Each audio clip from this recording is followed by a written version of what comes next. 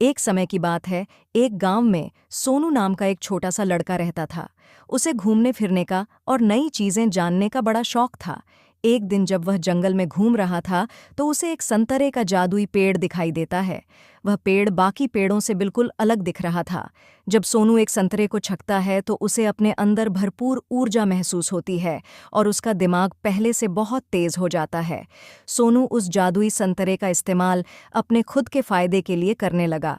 उसे हर चीज पहले ही पता चल जाता और हर कठिन से कठिन प्रश्नों को हल कर लेता था। दूर दूर से लोग उसकी इस प्रतिभा को देखने आते थे। जैसे जैसे समय बीतता गया, सोनू की शक्तियां कम होती गईं। पेड़ पर संतरों की चमक भी कम हो रही थी और धीरे धीरे उनकी भी शक्तियां खत्म होने लगी थीं।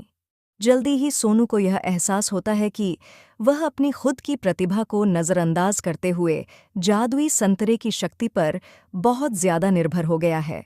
सोनू को अपनी गलतियों का एहसास होता है और वह जादुई संतरे के पेड़ के पास वापस जाता है।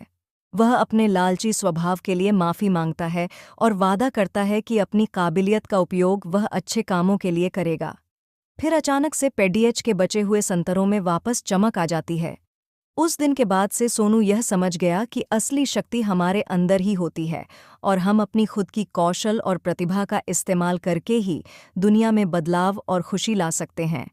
हमें सफलता प्राप्त करने के लिए किसी जादू या शक्ति के बाहरी स्रोतों पर निर्भर नहीं रहना चाहिए, बल्कि हमें अपनी क्षमताओं को बढ़ाने पर ध्यान देना चाहिए और उनका उपयोग करके दुनिया में सकारात्मक बदलाव लाना चाहिए।